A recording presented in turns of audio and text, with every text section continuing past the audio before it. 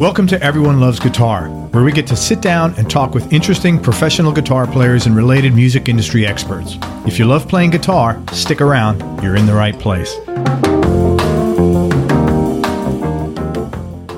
Hey, this is Craig Garber. When I'm not interviewing world-class guitar players, I'm busy helping clients with their marketing. In fact, since March of 2000, I've helped over 300 clients in 108 different industries all over the world sell everything from $20 books to $5,000 seminar seats and everything in between.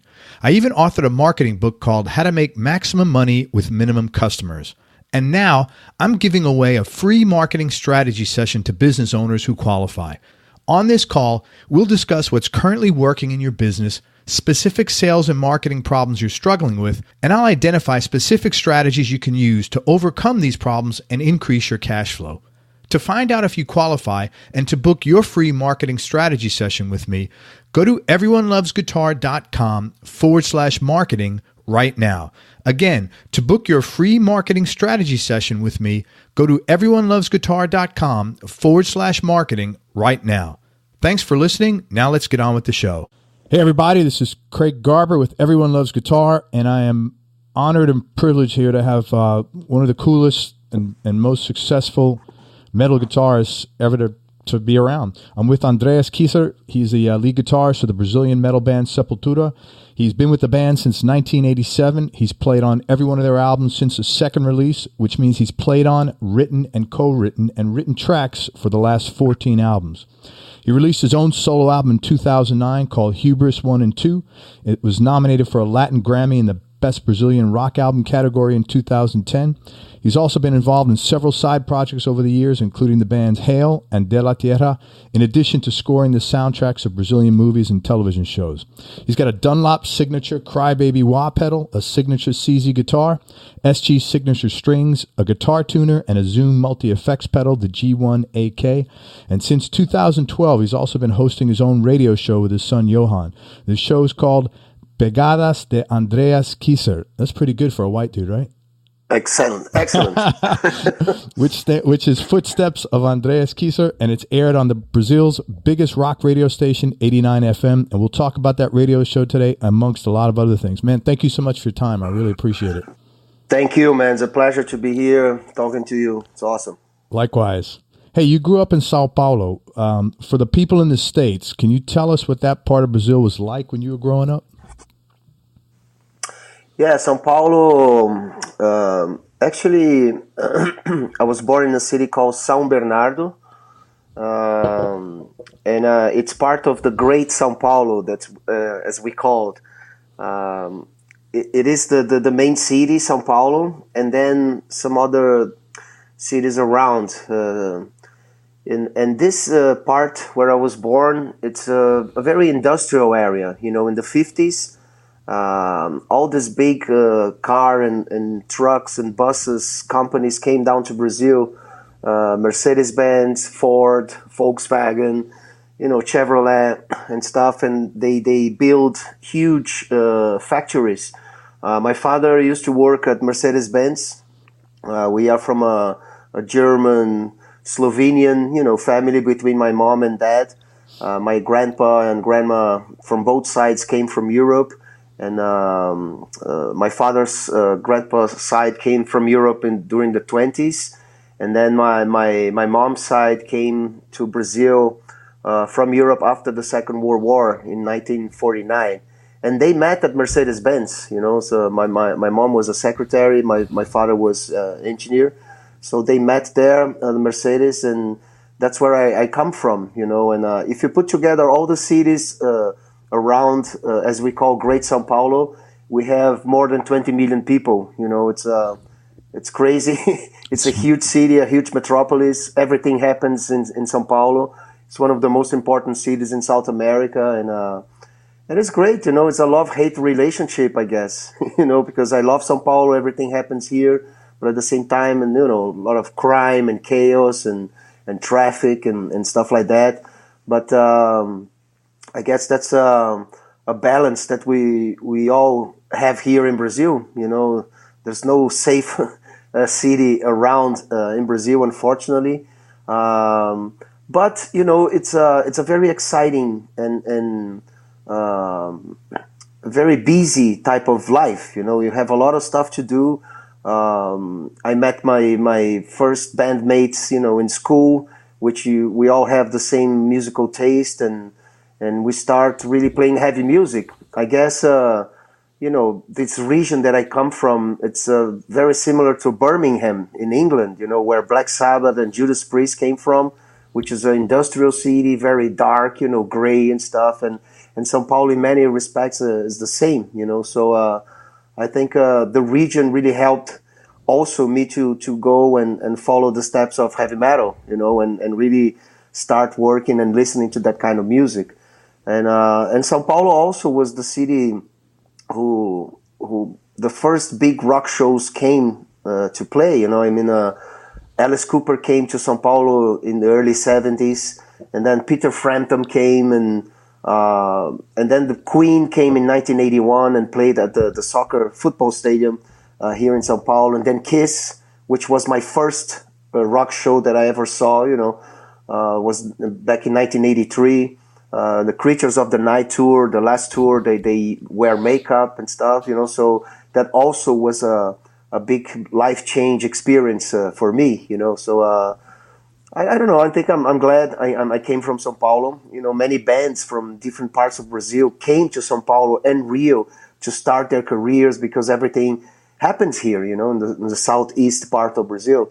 So yes, and I'm still here. I lived in Phoenix, Arizona during the 90s, but I came back to Sao Paulo, and that's where I have everything. Sepultura is based here, and my family and everything. So I like to be here.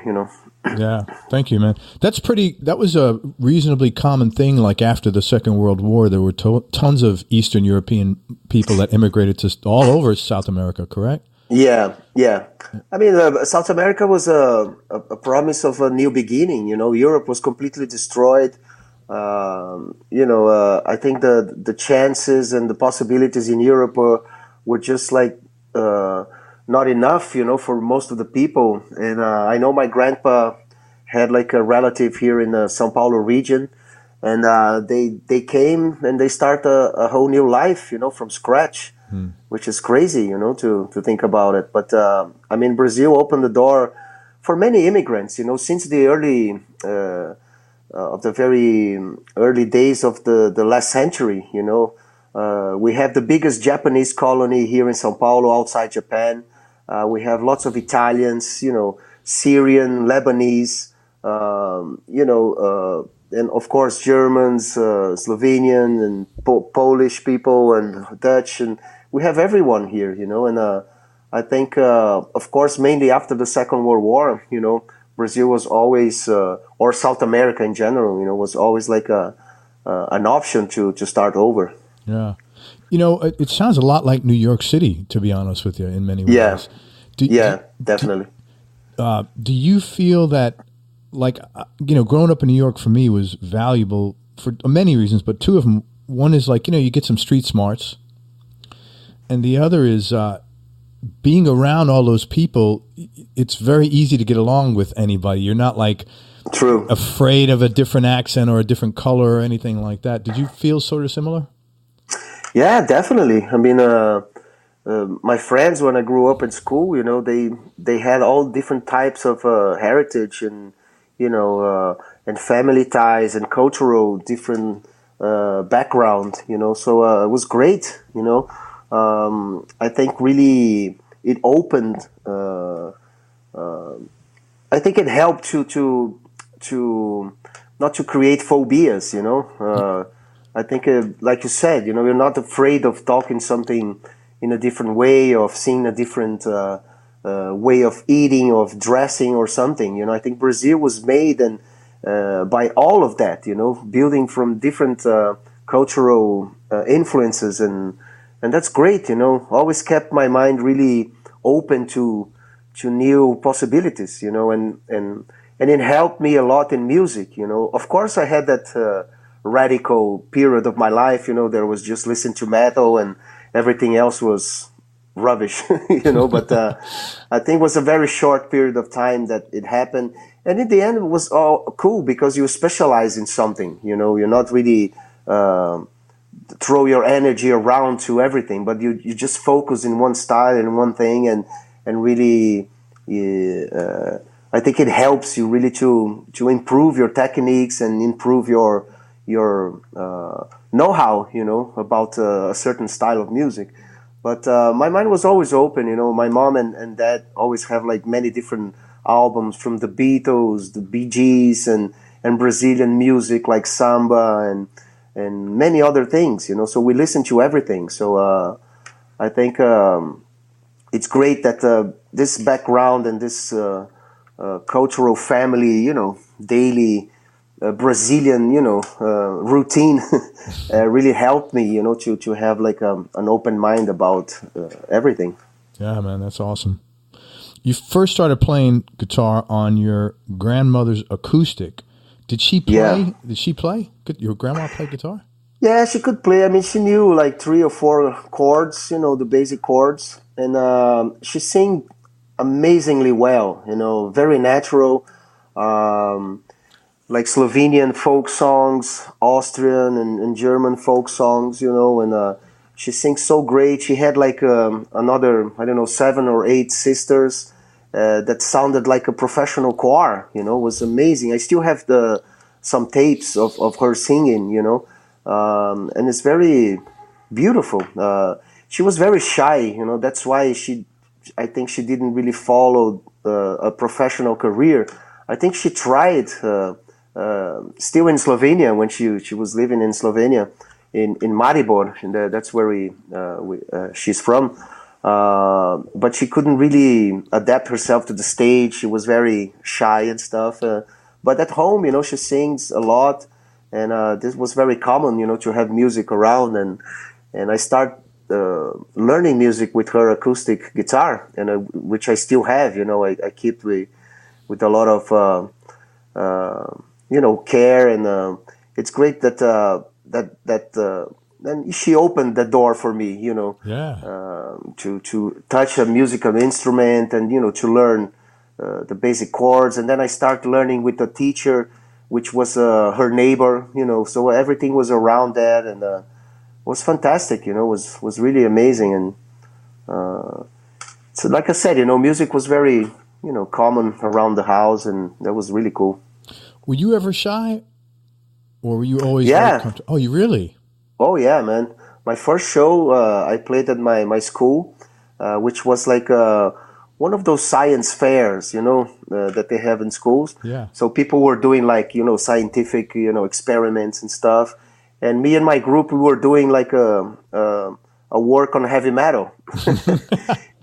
You know, which was great, you know, because thinking in now, I think we were really ahead of our time, you know, because we were talking about Metallica and Venom and Slayer, you know, all those bands that they conquered the world, you know, especially Metallica, you know, it's the biggest band in the world,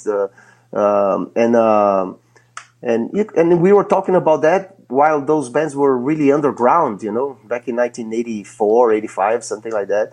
And we presented, you know,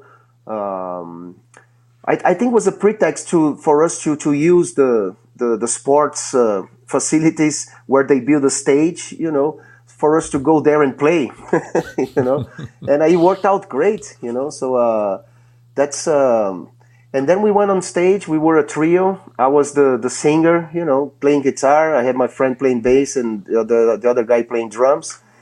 And I was supposed to sing, you know, and I couldn't really face the crowd, you know. It was really, really hard for me, you know. So I played, the mic was here, so I played like on sideways, you know, facing my bass player instead of facing the crowd. I was very, very shy, you know, but this is something that never really got on the way. I was afraid to go on stage, but I did, you know. I went on stage, and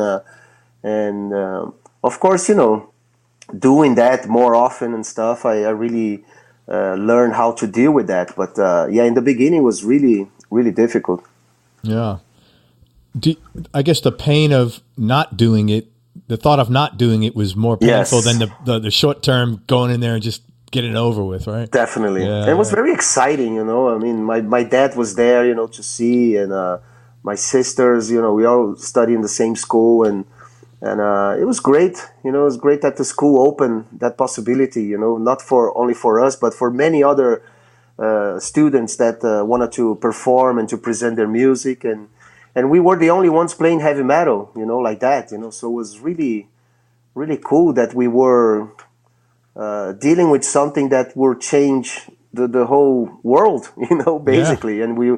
And we were there in Brazil, you know, very difficult to get albums, and you know, everything was done by cassette tapes and spread around our friends, and just a few people were listening to that music, that kind of music, you know. So it was really exciting, you know, to be a part of something so new, you know.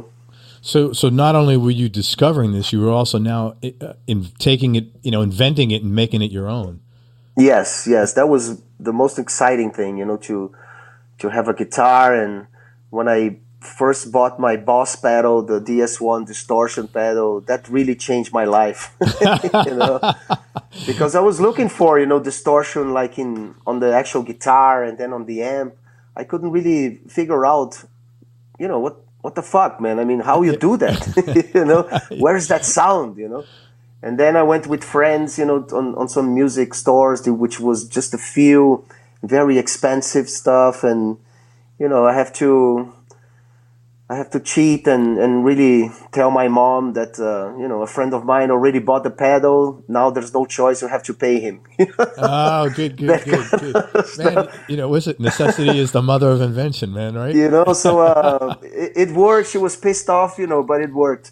So I had the pedal in my possession, and that really, it changed. I mean, I still remember the feeling of playing the first chord and having that feedback and having that sound, you know.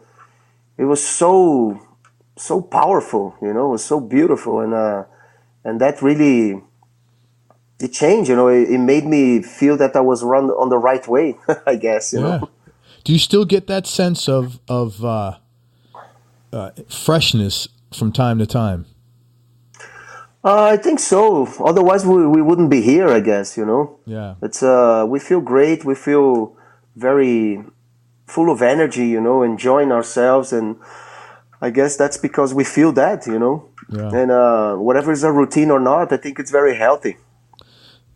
Before you joined Sepultura, you were playing in cover bands. Can you share the story of how you wound up joining the band? Because it's a really cool story. Yes, I mean, I love to play every type of music. I wanted to learn, you know, how they do this and how that sound and whammy bar and whatever, you know, Van Halen, two hands and stuff, you know, that kind of stuff that always trying to copy and do the same, you know. So playing covers was amazing for me, you know. It was a great school, and I didn't have. How can I put it? The prejudice of just playing one style, you know. I mean, the first shows that I did, we played on every type of situation, you know, on birthday parties or car wash, you know. We play a lot on car wash, you know, after after 6 at night, you know, they build a stage and we were there playing, and just like you know, birthday parties and stuff like that. We didn't say no, you know, whatever possibility we had, you know, to put our equipment and play, we went there, you know. So that was a great school to deal with you know, how to have an amp and, you know, be aware of energy and, you know, 120 and 220. I burned some equipment doing, you know, stuff like that, but that's how you learn, you know. Yeah. And we play covers from Twisted Sister, Whitesnake to Venom and Metallica, and, you know, we played everything. We didn't care. Def Leppard, and an amazing school, you know, the Deep Purple, Led Zeppelin, Black Sabbath, and Jimi Hendrix, Randy Rhoads, Judas Priest, you know, all that kind of stuff, you know. That's where was my real school. I was having acoustic guitar lessons. I never had electric guitar lessons, you know.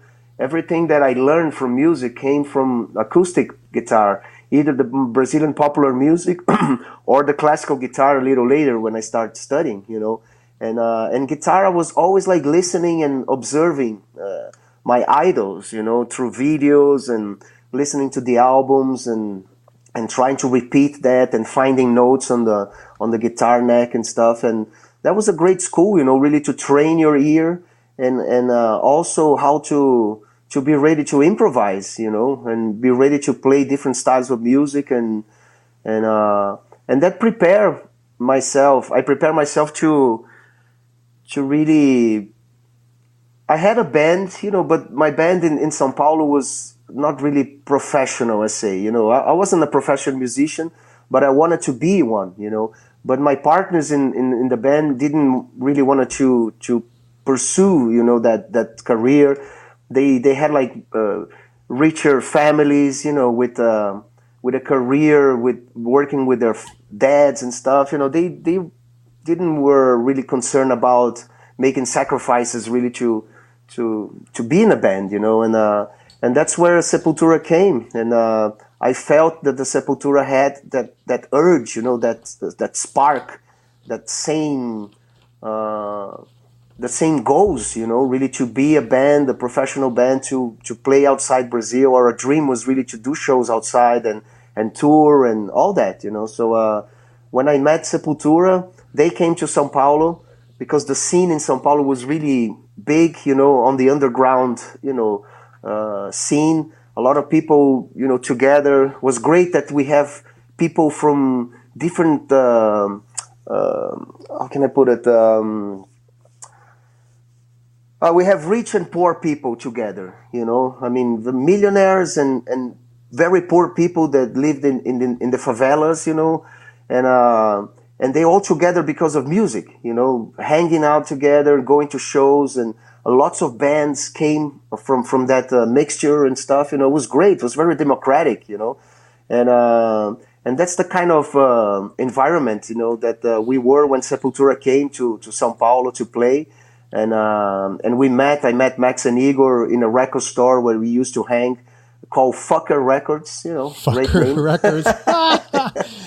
And the Fucker Records was a very small, tiny store which they have like the imported albums, like, heavier, not the Maidens, only Iron Maiden and Saxon, but, Destruction, Venom, and Creator, Sodom, Possessed, all that stuff, that was very hard to get.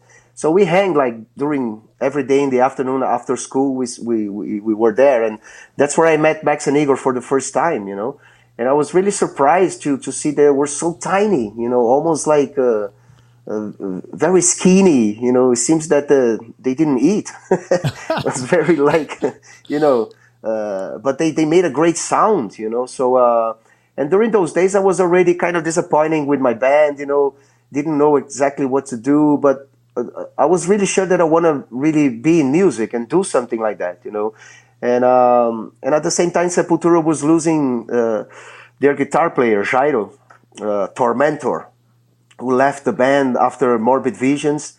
He wanted to do, music like Bon Jovi or Malmsteen and Rat, that kind of scene that was also huge at the time, And he left Sepultura, and that opened a possibility for me. And they were looking for a guitar player. I was looking for a band, And I went to Belo Horizonte in January of 1987 for vacation, and at the same time to meet them and, to hang out. I went to their practice room, and in one break, I went there and picked up the guitar, and me and Igor were playing Destruction and Creator. And I thought they were really impressed, with the songs I could play. Like very kind of difficult songs that they couldn't play. I mean, Gyro was a different style, more death metal, more punk kind of vibe, And since Gyro was leaving and stuff, we made that bond, Especially me and Igor, like musically speaking, the connection was immediate, So I think we felt that we had something, and a month or two later, I was moving to their hometown and joining the band in April 1987, Very cool story. You know what? A few things I wanted to go over that you mentioned. First of all, it always amazes me. So you had a store called Fucker Records.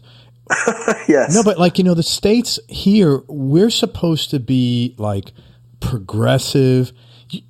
You would have never had a store in the 80s called Fucker Records here. It's a really weird... Well, but you have to realize that in Brazil, 98% of the people don't have a clue what fucker means. Oh. Especially during those days. Okay. I mean, nowadays, fuck, it's very popular because, Hollywood and the movies and, rap and everything, it's more... How can I say? It's more recognizable, even though if you don't know the language. But back in 1984 and 85, just the people that really listened to that kind of music knew what fuck, was meaning. And I think we all felt that fuck was really something that people used to, in a way of aggression, and that was fine for us. Yeah. Okay, I get it. So it would be like having a store in the States with a Brazilian word that only like a bunch of insiders, curse words, know, and nobody knows what it Something means. like that. Yes, exactly. Okay. Yeah, I thought that was cool. And also, I just want to point out how early on, as a kid, you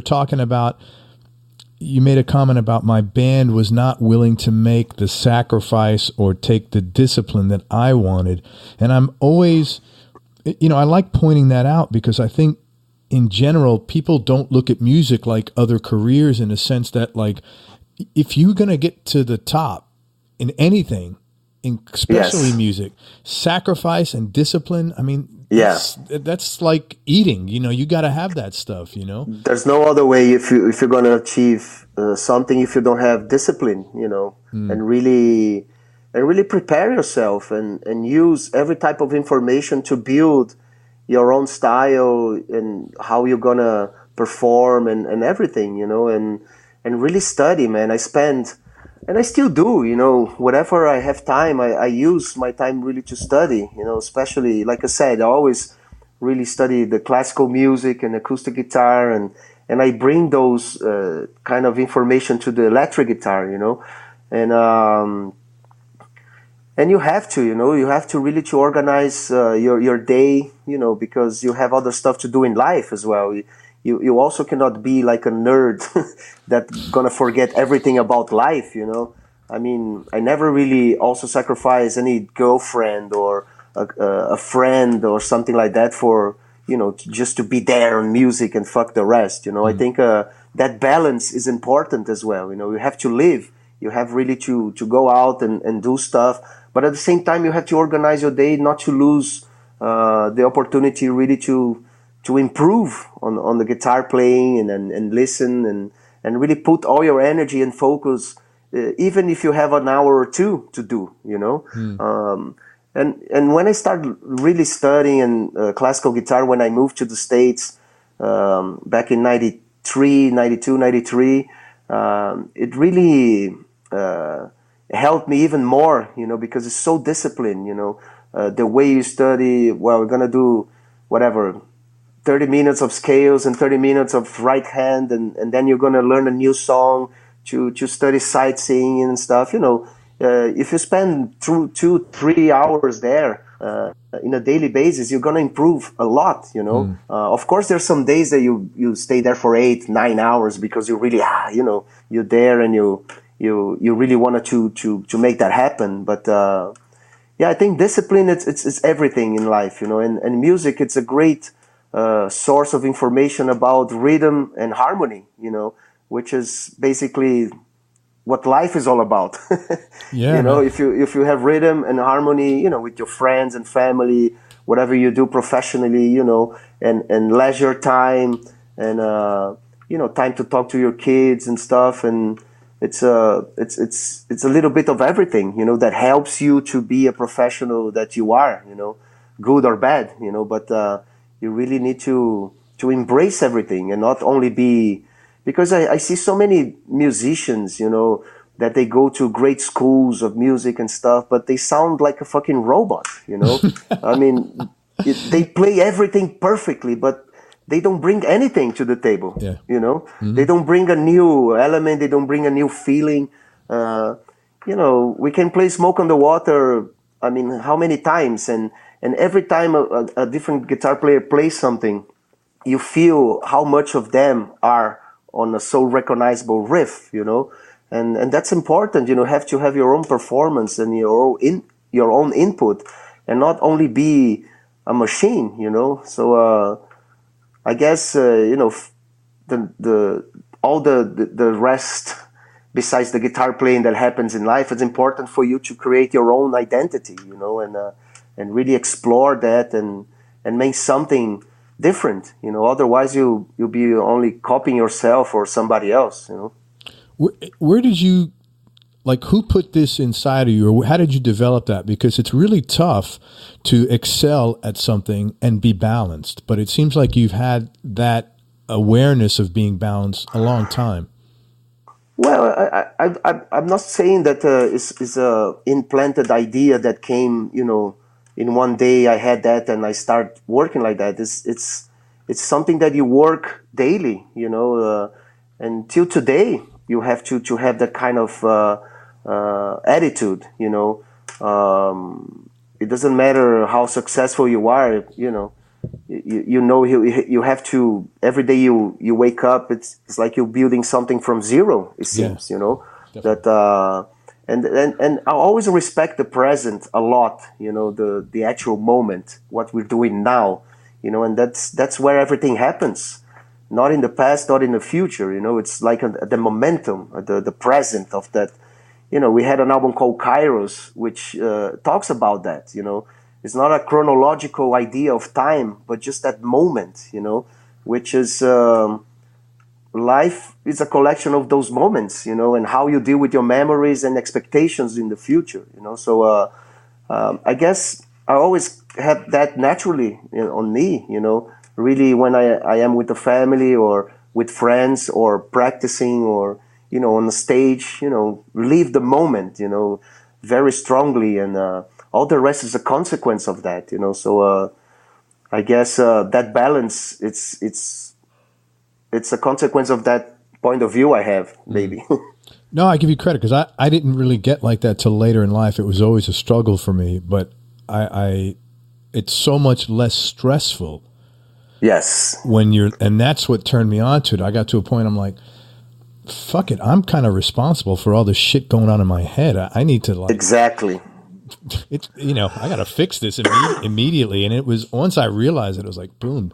You know, but it took a long time for me to get there. But it's because if you have that kind of you know, expectations and stuff, you're always living in a moment that is not the moment. You know, you're either in the past trying to regret stuff, or you're either in the future trying to, you know, make that moment come before they're supposed to be there. You know, which creates expectations and stress and all those bad feelings that are just nothing, you know. You're creating out of nothing, basically, you know. So yeah, I guess that type of concept was always very natural in my mind. Was never a struggle, you know. Yeah, good for you, man. You'll live to 100 now. I hope so. I hope so too. Hey, when we initially spoke a few weeks ago, I got the sense that part of what you guys, Sepultura as a band, was trying to do, and especially in the early years, was to kind of be like messengers of Brazil and to share what was going on in Brazil with the world. And so a few questions I have is, first is, what was it specifically, that the message you were trying to take out there? What is it that you wanted the world to know or bring I guess, you know, show a more realistic image of Brazil. I mean, people back in 1988, 89 saw Brazil, you know, as the rainforest and the beautiful beaches and naked girls on the beach and carnival and football, you know, that kind of stuff. Which is it is a realistic part, but it's not a complete part, you know. And we start talking about, you know, living in the metropolis, either Sao Paulo or Belo Horizonte, the police brutality, the chaotic way of life we had with pollution and disrespect to nature and to the laws and stuff like that, and just to show a more balanced vision of Brazil and a more realistic part of Brazil. It could be a little more negative, but nevertheless was real, So we wanted to talk about that. Why we had our long hair, and we're starting to make tattoos in a time that tattoo was still something from inmates did, and we want to really to break the rules, and to create more of a fair society with more freedom. We are coming out of a dictatorship back in 85 through 89 to 90, 91 was a period of opening, it was a very exciting time to be a teenager or a young person in Brazil during those days. It was very exciting. Everything was, opening and was very positive, and Rock in Rio came in 85, which was an amazing experience for me and my generation, and everything there really inspired me to follow the musical career, So, sorry, I lost the line of thinking here. No, what was the question? It's all good. The question was, what was the message you wanted to take out, and you answered it. Oh yeah, and then we went So that was it. I mean, really to be more honest about Brazil and show that Brazil was not only a paradise, but also, purgatory. Yeah, man. No, I hear you. What did you get out of that experience in doing that, and how did you grow as a person?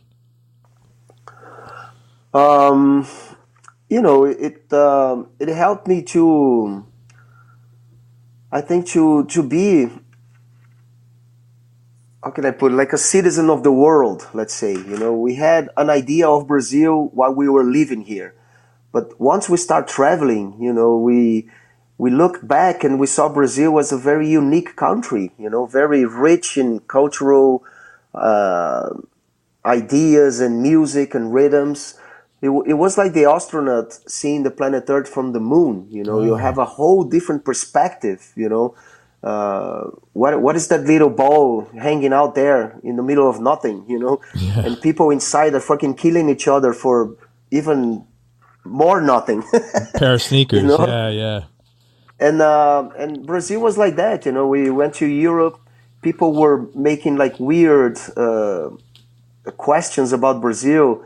If how come you're white if you're coming from Brazil? And, yes. A lot of people thought Brazil was in Africa. Of course, United States. With all due respect to Americans, but geography are not your. Oh no, forte. It's worse than that. It's like it's you're in a bubble, man. That you're like, it's crazy. Forget about geography. People don't know past their fucking city here, man. Are you kidding me? Maybe they know Mexico now because of the wall, but maybe Canada. It's like you kind of know California, like like you said, Canada. It's kind of fuzzy after that, man. But that's what I love. It was funny once in Europe on our first tour. Paulo went to the bathroom and a fan, washing hands there. He asked if in Brazil you guys have this electronic dryer, those that you. And Paulo said, no. Now in Brazil we have like a young black kid just blowing your hands. And we made jokes about because people really didn't have a clue about Brazil, and that made us wanted to tell people. What Brazil really is, and using that on the lyrics. If you see our first video, Inner Self, we did in Sao Paulo in many different locations, showing the skateboard scene and in the big Avenida Paulista, which is the biggest avenue in Sao Paulo, we wanted to show that Brazil was also a concrete jungle that no one, had the.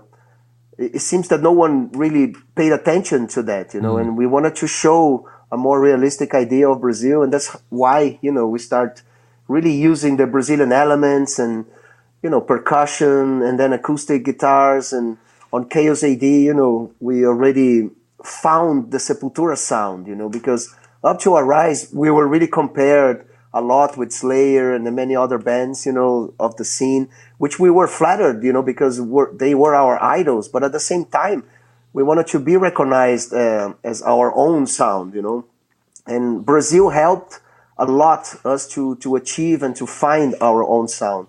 And Chaos AD, I think we actually found, our groove. We use percussion, we use acoustics instruments in a song like Iowas, and and really it gave Sepultura a very special place on the scene, and that's where we start really inspiring other bands, like Korn and Deftones and Slipknot and everything, So it was an amazing experience to travel outside Brazil, and really once we left Brazil, we started being more Brazilians. Yeah. I think it happens to all the immigrants, because when you leave your country, you feel homesick, I lived in the States, like I said, during the 90s, and it was very difficult to get stuff from Brazil. It's not like today that you have like Amazon or something and you buy anything, But, little things like soda pops or candy and stuff that you only find in Brazil. When you have like a relative or coming to the States, they brought some, and we almost cried just to eat fucking candy and stuff. I totally get it. So we felt that, and we started using that, and that's how Sepultura really found a very special place on the scene. I know what you're talking about because my wife is from the UK, and now she gets, just like you said, anything but these crackers.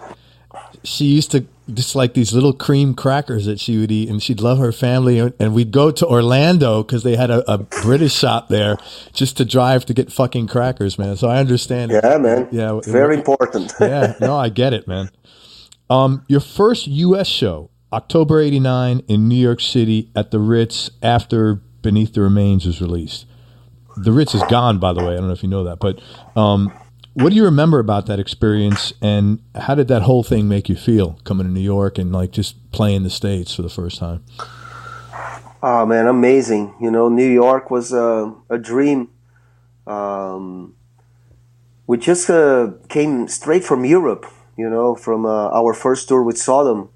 We didn't even went to Brazil. We went straight to New York, and we had another tour set up with Faith or Fear, which we did another month and a half, traveling all around. And we begin, the first show was in a Halloween night in New York, Ritz, with King Diamond and Sacred Reich and many other bands. And Sepultura was there playing for the first time in the States. And it was insane, it was really insane to be there, to meet everybody at the Roadrunner label. And, that's where we first met Gloria, which was our manager for many years. We met everybody there basically, and we were at the Mecca of heavy metal in the States. The Ritz. I remember watching Venom and Slayer and Exodus, on that VHS tape, which was basically, I think, one VHS tape with that show here in Brazil. And we were watching that so many times, and all of a sudden we were there at the same stage, playing with fucking King Diamond. King Diamond was huge, was the strongest name on the label and stuff, and we were just starting our career. And I remember watching Andy LaRock, warming up at the backstage, and it was just a dream, even better than a dream because it was so real. We were there, experiencing everything, so, and that gave us so much motivation, because we did a great tour in Europe with Sodom. We got a great response. Beneath the Remains was really strong. And then we were in the States, and what a start, And then I remember we stayed for 5 days off before the tour started with Faith or Fear in Philadelphia, because we were using the crew from Faith or Fear, and we stayed at their houses there, with Roadrunner was always very cheap, those bastards, so they put us, you stay in their houses, you don't have hotels, you fucking Brazilians, piece of shit. So we had to deal with that, but it was great, because people were very nice. I remember me and Paulo on those days, we went to see Stevie Ray Vaughan at the fucking Philadelphia arena there, how you call it there? What's the name of the Liberty? No, it was the old one. It was where the Philadelphia 76ers used to play. Oh, yeah. The Forum. I know you're talking about. I don't know the name of it. Yeah. I know that. So, it was amazing that we were living that,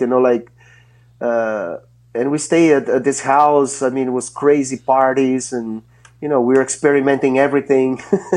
And then we started the tour in the States, and which took us to the whole place. But that first show was really amazing because we met everybody there, and then we met Gloria and the people from Sacred Reich were on the same tour when we passed through Phoenix. I mean, we played at the Omni in San Francisco. James Hetfield and Lars Ulrich came to see the show, which, wow, man, I mean, Paul Baloff, all the Exodus guys, and Machine Head, and Violence, and Sadus, all the Bay Area scene, Death Angel, they were all there, to welcome us, It was so insane, man. We never expected, to be so loved. That's like great, that, man. Yeah. Yeah, people, I mean, our idols and the whole scene were really there, to say, welcome. And it was very motivating, very fantastic times, because Beneath the Remains was really working great. The label was starting to really trust Sepultura and really starting to invest on the band even more, because the first album, Beneath the Remains, they changed the logo. They didn't accept the cover we choose. They put the album without the lyric sheet, without anything, just put it and let's see what happened.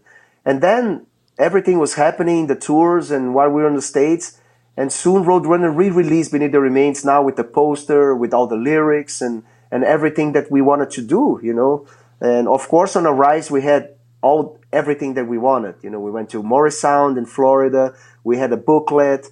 It was the first album that we thought about the CD, conception and stuff, because CD was just starting, to happen and stuff, and. But we conquered our space, not by shouting, but by showing our abilities and the feedback we got from fans and from the bands, that we were fans of everybody, and all of the sudden they were there, watching our show. It was insane. It was beautiful. So that tour made you feel like you're one of the club now, like everything's cool. Definitely, man. We came back to Brazil feeling, very powerful. Very powerful, very happy. Very, Arise is a consequence of that. Because we already had a manager wanted to work with us. The label were excited. They were listening to our demands. Let's say, because before it was just no, and so we felt we were conquering our room and conquering our freedom also to express the way we wanted to do, And Arise was a very important album because, Monty Connor, our A&R, is a great guy, very very knowledgeable. His name is connected to many great bands, on the scene, and especially Sepultura.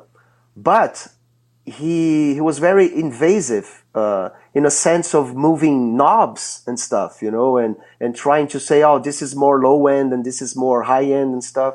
And then we stopped the recording. And I remember I said to him, dude, you're not welcome here. Yeah. Because this is our territory. This is our world. I mean, this is where we are. Why you sign Sepultura if you want to change everything? You have to trust us. You have to trust our judgment. And he left the studio and he never came back. Not on Chaos AD, not on Roots, not on anyone. Of course, I mean, he was always bothering by phone the producers and mixers and stuff like that. He cannot help. But You cannot help. I know, yeah. I mean, but I mean, in the studio with us, I mean, that was it, you know. And he really respected our decision, and then we went on and continued recording of the Arise the way we wanted to do it, you know. So I think it showed that we were really focused, and we really want to tell them that we know what we want, you know. We know what we want. We know how to sound, and we take and we're glad to take the risk, you know. What is art if not a risk? You know, Yes. you have to do something different to achieve something different, you know. So and that was very important. It was really cool that we stopped everything. We had a meeting right there at the control room, and that was it, you know. It was great. Good, man. I'm glad you did that. Plus, you can't control art and have it come out any kind of fucking way like it's supposed to, you know? Yeah, but there are bands that really felt that the A&R guy is the god of everything, you know. I mean, his input is important. Don't get me wrong, you know, but he has to respect our artistic freedom, you know.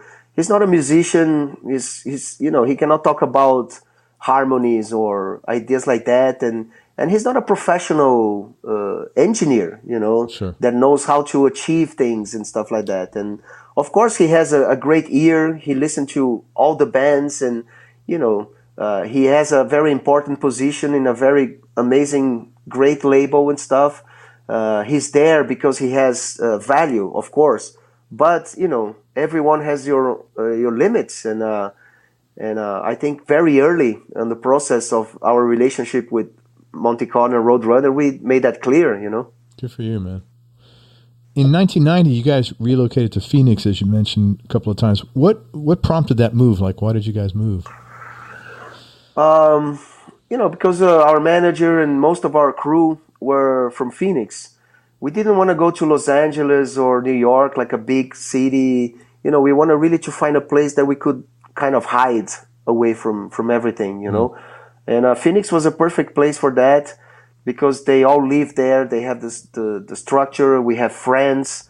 Every time we have some time off, we went to Phoenix, you know, because that's where Gloria lived and the crew and everything. So we have places to stay, and that's where we moved when we were ready to do it, you know.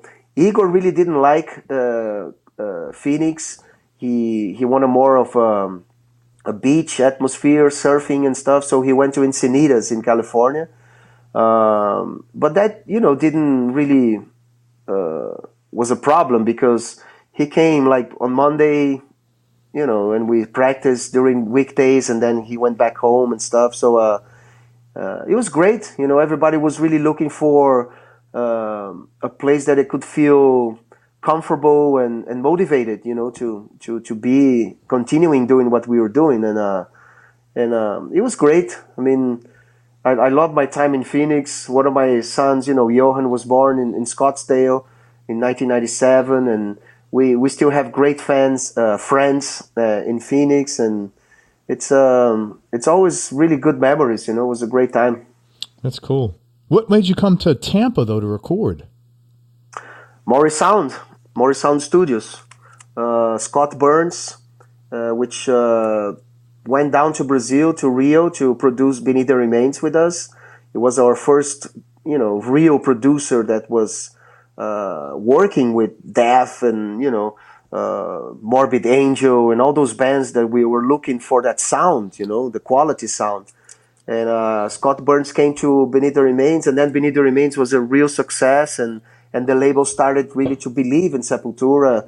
So they invested, you know, we had a budget, and we all went to Florida to record at Morris Sound Studios, and we stayed in a hotel right by the Busch Gardens, and it was a dream as well, you know. It was so great to be in Tampa, to be at Morris Sound, and it was our mecca as well, you know. It was the studio we wanted to be, you know. We were living the dream as well, you know, to have the possibility, you know, to be in Morris Sound to record our album, and we had a great time, and we worked a lot, of course, but we had a great time, you know. That's good. I keep getting the feeling every time you talk about this intense appreciation you had of all this, which is like very cool to hear, man, you know? Yeah, definitely, man. I mean, of course you feel that only retrospective, you know, when you think about, you remember things and stuff, and you appreciate how, you know, how lucky we were to have such great opportunities, and how prepared, you know, we were to face those challenges, you know, ahead of us, and we did it. You know, it was great. I mean, it only showed to us that we were really for real. You know, we were not wimps. So then, at the end of '96, your lead singer and your founding member Max Cavalera leaves the band in at the time an acrimonious split, and I was curious. During those 2 years between the time Max left and the time Derek joined the band, did you ever question whether or not it made sense to continue on, and what was your primary concern during that time? Dude, we questioned everything. It was really confusing. You know, we wanted to stop being musicians. We wanted to fuck the name Sepultura, you know. Let's start something else. Let's start a new band. We thought about being a trio. I started doing vocal lessons and stuff. And, you know, Case Wessels came to see one practice one day, and he was so scared about what he heard. He simply suspended our contract, you know. I mean, basically Sepultura was done. Yeah. You know, but it wasn't, because Roadrunner never really, you know, they never let us go. You know, if we were so bad, I mean, they said, fuck you guys, go whatever. But no, they never let us go, you know, because we had a contract which was signed by 7 albums, which was an amazing, stupid contract to sign. But at the same time was the contract who put Sepultura in the map, you know, in the world map. But we still had another 2 albums, which we did, another 3 albums, which we did 2. We did Against and Nation. And every album, we have an amazing amount of money, you know. So we decided the last album not to be together. We had like, I don't know how many thousands of dollars to get. And, you know, okay, you keep your money and we leave, you know. So it was the right choice to make and stuff, and to leave. And it was very peaceful, you know, to leave Roadrunner in those terms, you know, without lawyers, without fighting and everything. But during that time, you know, we had a few managers that we were talking about, because, you know, we didn't lose only the singer, we lost everything. We lost all the structure. It was 10 years that we were building that. Gloria has a straight contact with Case Wessels, which was the owner of the label, you know. So we had everything coming from up, down. And when Gloria left, you know, we had the opposite way. You know, we have to go all the bureaucratic, you know, way of working with the label to get to Case Wessels and stuff. And it was very difficult, you know, to put our ideas together. And that's why, you know, we didn't really make any decisions, you know. Like I said, we thought about everything, to change the name, to stop, and to start a new career, or to start a new life, or everything. But we took our time, and then we got this manager called Todd Singerman, which was the manager from Motorhead. And he came, and he was really important in our career. He was the guy who said, dude, do whatever you want. If you don't want to use the name Sepultura, fuck it. I'm here, you know, to help you guys put your shit together. Because I trust you, what you guys do and everything. I'm here for you, you know. And that was very comforting, you know, because everybody else was, you're crazy. You have Sepultura, you're fucking crazy. Why are you going to leave this name and stuff, you know. It was very pressuring, and we were not really ready, you know, to make any decisions like that. And then comes Todd Singerman and really put some peace, you know, in our daily basis, so we could really think and put everything on our site, so we could balance our options and and finally made decisions, and slowly, we got together. We start, playing as a trio, as I said, which it didn't work because I wasn't ready to be a lead singer. I didn't want to put my guitar on the side, really to focus on that new job, and then we finally, after 9 to 10 months after Max left, we finally decided to find somebody else, and we opened, the practice room for many people. We start receiving tapes from all over the world. Chuck Billy from Testament did an audition. Phil DeMel, the guitar player from Machine Head, also did an audition. But we wanted to find somebody new, And Derek Green was the guy who really showed a future for Sepultura, and not like a Max Cavalera clone, either visually or sound-wise, technical. I think Derek was really different background, a guy who really showed possibilities of melody on his voice, very aggressive, a great presence, very different from everything that Sepultura was up to that point. And here we are, celebrating 20 years of Derek Green in Sepultura, it's that's why, we didn't want to copy ourselves, that would be stupid. There are other bands, they did that and found replacements that were exactly the same, basically, like Judas Priest or Journey or whatever, even AC/DC is a little different, but, they kept that same vibe, Yeah, the let's same say. niche, yeah. Yeah, but for us, no, we were ready to embrace this new element. And since I joined the band, it was like that. When I joined the band, I changed a lot of stuff on the Sepultura sound and lyric-wise and everything.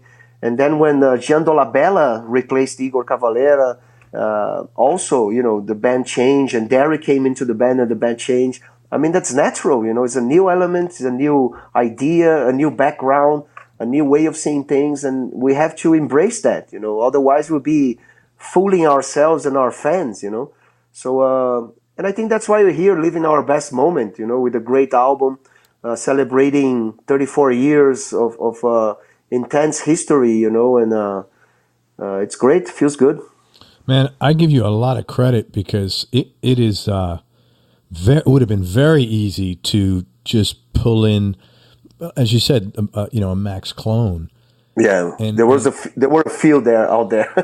What it took courage, I think, to say, "Hey, fuck it, we really need to. If this thing is different, we need to be different." Yes, of course, yeah. Just the decision, to fire our manager, was a huge one because we were touring for Roots, exploding. Sepultura was one of the biggest names in metal. Playing arenas in Europe, and the Big Day Out and Japan tour was ready to go in January 97. And then Max left, and everything got destroyed, because Max took everything that we worked for 10 years. The only thing different on the first Soulfly album, it was the guitar player, the drummer, and the bass player. All the rest was exactly the same structure that we used for Roots, the same studio, the same producer, the same mixer, and they all fell for that trap, because they were trying to reproduce something that was not there anymore, which was very stupid in my opinion, But like I said, we took a different path, a different way, and here we are. Yeah, man. Well, good for you. Congratulations. Honestly, that took a lot of balls. It's good that you did that, man. I read this book one time. It's called Finding Your North Star. And I read it because I was going through a period where it was something similar, like just everything got thrown out, different shit. Yeah. And I didn't have any answers. And the one thing the book said is, well, two things is, it's okay. Like tell yourself, that's not the time to start thinking about, retirement planning and decisions. Just go date. See, that's what we were talking about, like not so long ago, about expectations for the future, right. And then you lose your momentum, you lose reality, you lose your present, and that's the worst that can happen, Totally. So I mean, like I said, we always faced our challenges as today, not really postponed anything. We have to face stuff. It's hard, it's difficult, but that's where you learn. That's where you grow up as a person, as a professional, as a musician, as a manager, as a friend, as a husband. You have to face your challenges and not really kind of erase your past, like nothing happened, and I'm so thankful for that. Yeah. It's fantastic because that's life, I mean, I don't know how people can expect a perfect life, whatever, whatever that means. Yeah, that's a laugh just hearing that. Yeah, I hear you, man. Well, thanks for sharing that. That was really cool, man.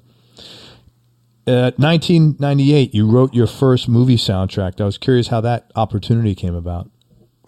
Yeah, that was great, man. It was a consequence of Roots as well, because on Roots, especially me and Igor, we showed, the acoustic guitar abilities and the percussion abilities, to play different instruments and different Brazilian rhythms, We went to the Chavantes tribe to work with the Chavantes Indians and Carlinhos Brown, which was a professional percussionist, a genius that could play anything in any situation.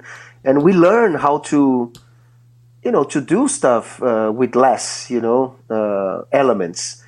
And I think Roots really opened that possibility. And this producer came to me and Igor and say, I'm doing this movie. My father is the director. And he was very young, young kid, but very smart, very intelligent, and he studied music and engineering and stuff, so he was producing the soundtrack for the movie, and he wanted to have some heavy guitars and acoustic and heavy drums and percussion, everything that Roots was really about. And then he called me and Igor, and we did this work together, and it was great.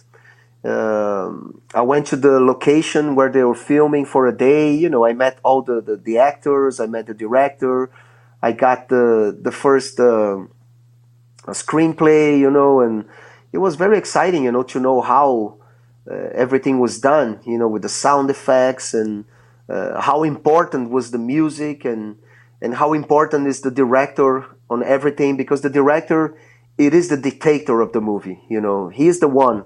I mean, if you say this music sucks, it doesn't work, you have to work, start from scratch, do something else, because that's his final word, But it was great, I think this kind of experience opened the possibilities for Sepultura to pick up books and movies to do our albums, I remember the relationship with Sepultura and Igor was not really, was deteriorating through the years. He missed his brother and everything, and he was not really comfortable. And to go to practice to write was really, really difficult, because we stayed there for a few minutes. We wrote like 2 or 3 riffs, and then he left. He left. He was leaving the practice, and it was really difficult. And I think when I brought the idea to use, the Divine Comedy or the Clockwork Orange, to do an album, to do a soundtrack as our own soundtrack, to use the book, to do an album, that really made the band stay together for a few years, because it was very exciting, and Igor really came more participative, It was a very difficult album. Dante 21st was his last album and stuff, but if we didn't have that book and that type of concept, I think Igor, we're leaving. I think he left way before that, So it was cool, It's I think it gave me more abilities. I call the MacGyver effect. When you have just a few elements and you have to do a whole thing with just a few things. Because you have the director, boundaries, you have the storyline, you have the character, you have everything. It's very much in a very small box, And when you have those kind of limitations, you have a tendency to be more creative, because, you're not going to use like let's say a wheel just for wheeling. You're going to use that same thing for other stuff that initially you didn't see those possibilities. But once you have those limitations, you have a tendency to be more creative, and those albums are a consequence of that. Especially Dante 21st and Alex, because the storyline really inspired us to do stuff that we normally wouldn't do. It was great. Yeah, so this is, you're good about it. When I say, I'm trying to find the right word, not milking an experience, but like taking something that you get and then applying it, like drawing, getting. Yeah. It's like a towel that's wet, and you're good at. It seems like when you get a new thing, you're like you squeeze as much water out of that towel as you can in other areas. Man, that's really cool. Definitely, yeah, man. I mean, it's great to have those kind of possibilities, and Sepultura always fought for that freedom, the freedom of doing things and adapting things and changing things. It would be stupid for us to keep doing Arise or Morbid Visions, whatever, trash that people, you have to do that kind of stuff. You should go back. And there's no going back. We did Arise and that's done. It's kind of ridiculous, to try to reproduce that again, But of course, we embrace everything we did in the past, but we want to do more. We want to try different things, and because that's the privilege of being an artist, that's what we do. Yeah, man. In 2008, man, you joined the Scorpions for 14 shows. I was we're pretty close in age, and we both grew up listening to those guys, and I know they were like an important part of our music education. And I was curious how it felt playing with those guys. Oh man, it was so beautiful. Scorpions was one of the best bands in the world for me. It is one of the best bands. I saw them in '85 at Rock in Rio on the Love of the First Thing tour. They were at the peak of their career, an amazing show, so energetic and everything. And then a few years later, I'm there on stage with them. It's wow, it's mind blowing. And the respect they have for my playing and my story with Sepultura. We played with Scorpions once in 1994 in Paris, just a one-off show. And Rudolf Schenker was so nice, so a gentleman. He came to our dressing room with a bouquet of flowers and champagne. Wow. Welcoming us to play with them. We took a band photo, Scorpions and Sepultura together. It was wow, man. It was like almost crying, of emotion. It was amazing. And then a few years later, Scorpions came to Brazil, and they went to Bahia. They went to Bahia to talk to Carlinhos Brown, which is the same percussionist who worked with us on Roots. And they want to do this electric acoustic tour in South America and Mexico, Brazil and Mexico, basically. And they want to have Carlinhos Brown writing some new arrangements, for Scorpions music with Brazilian elements, with berimbau and percussion. So they called like different musicians, 3 backup singers from Brazil as well. And they did different arrangements for the music of Scorpions with those Brazilian, rhythm and flavors, And they wanted to have a third guitar player, for the acoustic part. And this promoter in Brazil, he mentioned my name, and they accepted. They said, "Oh, great! If you want to be a part, you'll be amazing." And I was there, 14 shows with them. And they invited me to play electric guitar as well. So I played Coast to Coast with them. And I played Rock You Like a Hurricane at the very end of the show with a lead part. that must have been pretty, that had to be super cool. It's dude, I mean, I was there only to play acoustic, but, they invited me to play electric as well, so I didn't even have my electric guitar. So I have to use Matthias Jab's guitars and stuff. which was even cooler. Yeah, yeah, I would say that's fucking great, man. So it was amazing, man. And the great thing about that, it was recorded on DVD. The show we did in Pernambuco in Brazil. It's a DVD called Scorpions Amazon or Amazon. Amazonia. Mm-hmm. And it had the tour we did, a show we did, and also another show they did in Manaus, which is in the middle of the Amazon, So I was so happy to be a part of it, and also to have this DVD registered that moment, was amazing. It was a dream. That's a beautiful, classy thing that Rudy Schenker did, man, that he shows up with champagne and flower. That's a fucking fantastic, man. Amazing. Act, man. Very cool. You have another band that you're involved with, De La Tierra. You guys have released 2 albums, and you sing in both Spanish and Portuguese. Yeah. Talk about that project, and what do you like most about it? It's something that came from Alex Gonzalez. He's a drummer from the biggest pop group in Latin world, which is called Maná. I think they are the U2 of the Latin world. They are huge, and they play very different music from metal. It's like very poppy, ballad type of vibe. And Alex, it's a rock and roll guy. He's a rock and roll drummer.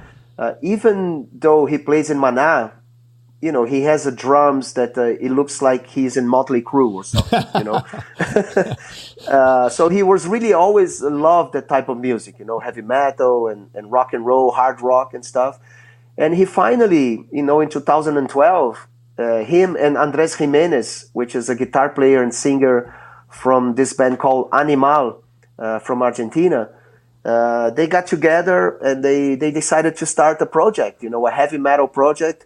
Heavy music, because Alex really wanted to put it out, all this metal wish that he has for many years, Mm-hmm. And they called this bass player from Argentina as well, Senor Flavio, which is from this band called Los Fabulosos Cadillacs, which is like a ska punkish type of band, and then they called me, to be a part of the band, to be the guitar player, the lead guitar player.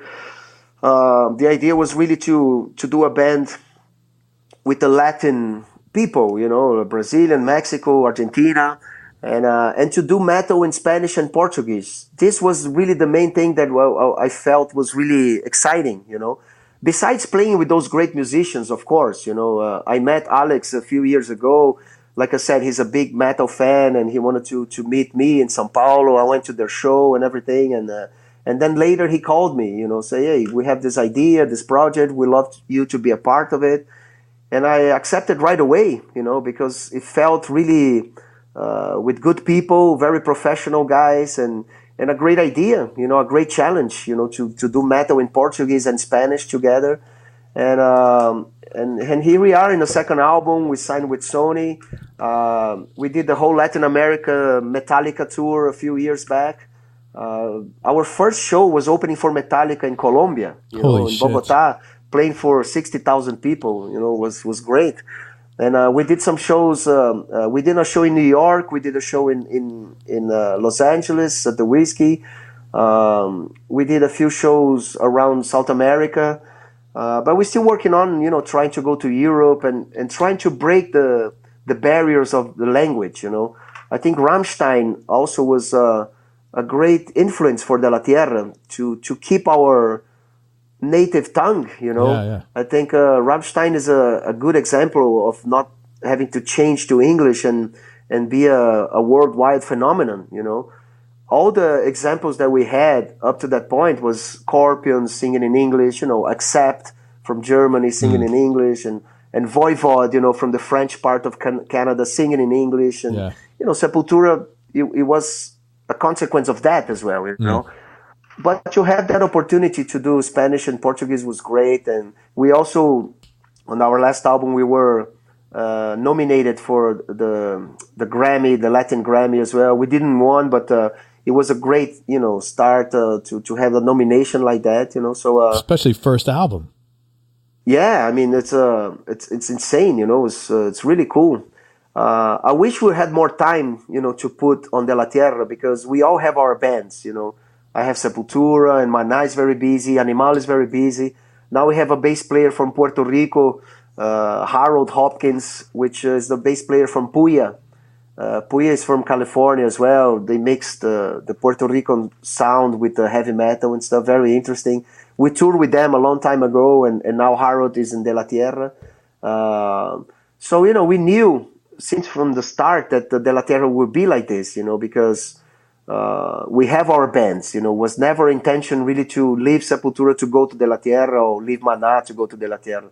Was always like the intention to keep parallel. It's very difficult, but that's the way it is, and we're making the best of our possibilities to play as much as we can. Well, it's a passion project, which is kind of cool. Yes, definitely. It's not like you need. It's not like you need the thing to work. Your grocery money is coming from there or something like that. Yeah, it was. It was never like a manager or like a TV reality show. That put together famous musicians. To do like a super group. People try to call De La Tierra super group, and since from the start, I said, we're not a super group. We're nothing yet. We're just like a few musicians that are starting something cool and exciting, and we have to build our own history. Sepultura, Maná, Animal, and the other bands involved has nothing to do with that. We have an amazing career with our bands and everything, but De La Tierra is something new that we need to work hard with it, and it's exciting. It's really cool. I improved my Spanish. I met so many different people that was not really on the same circuit of the Sepultura scene and stuff. And it's fantastic. It's an amazing experience. I love it. That's great. And now you got DLT2, second album, which is great. Yes, and that's why we're trying to tour. We're gonna have a show now in Mexico on the Vive Latino Festival, which is a huge festival in Mexico City. And then on the end of May, we're going to play another festival in Lima, in Peru.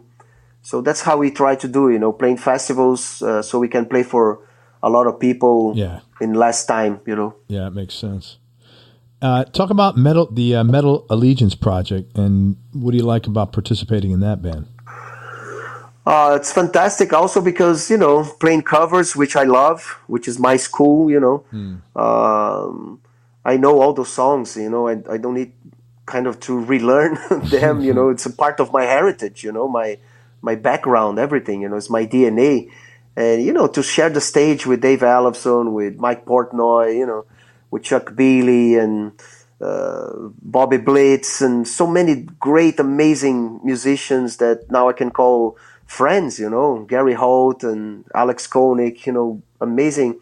Actually, Alex is the guy who put us together, thanks Alex. Thanks Alex. Yeah, for sure. And so it's great, to play the music, our own music, because we play Sepultura, we play Megadeth, we play Slayer and that kind of stuff, but we also play Accept, we play Iron Maiden, we play Black Sabbath, and all those bands that really made us what we are today, and it's great to play tribute to our heroes, and I feel so privileged to be a part of this roster, and to see that Sepultura, it is a part of this amazing group of bands that inspired so many different generations, and we celebrate heavy metal, simpler as that, and it's an amazing party. It's every January on NAMM, we have this amazing jam with so many people participating and involved.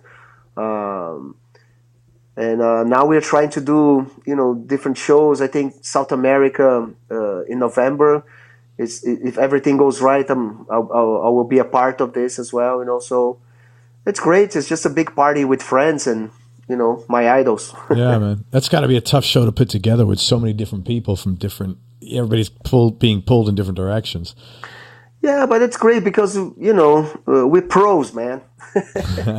And we respect each other so much, there's no egos, ego trips, no stupidity, We're just there together to celebrate heavy metal, and it's an amazing vibe, If was some people like, being rock stars or something like that. I wouldn't be involved, you know. Yeah. Because who needs that, you know? Yeah. But it's great. It's a great environment. It's a great feeling, you know, and I'm very happy to be a part of it. That's awesome, man. You also you've hosted a radio show with your son Johan since 2012 on the biggest radio station FM in Brazil, 89 FM. As a dad, I would imagine that's an awesome like father-son thing that you get to do with your boy. That's great, man. It's an amazing feeling to have him close. You know, besides having the radio show, we also have a band called Kisser Clan.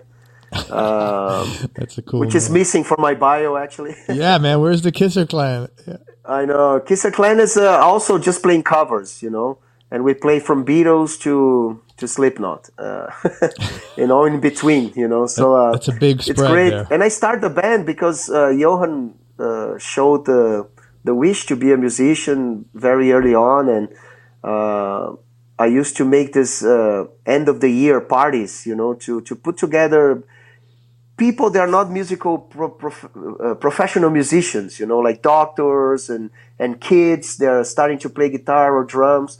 I put everyone on stage to play with me and my friends, you know. That is so cool, man. It's amazing, dude. I have 7-year-old kids playing Kiss with me on drums and his dad singing, you know. That's amazing. That's very cool of you. And Kisser Clan is a consequence of that, you know, to put the family together and play heavy metal and rock music or hard rock and heavy music, you know. And Kisser Clan grew up to be a real band, you know, something that I try to avoid. Another band. Huh? I couldn't help. And we played Rock in Rio, man. Can you imagine? That's great. We played Rock in Rio last year in the smallest stage, which is the Rock District stage, you know. But we played for, I don't know, 15,000 people, you know. It was amazing. And it's like that, you know, to celebrate heavy metal as well. I think Metal Allegiance and Hail and Kisser Clan got the same type of objective, you know. It's really to celebrate heavy metal and interact with the family and friends, you know. It's great. What a cool thing to do with your son, though, man. It must be like, you know, a very special, you know, thing to share with your kid, man. That's really definitely nice.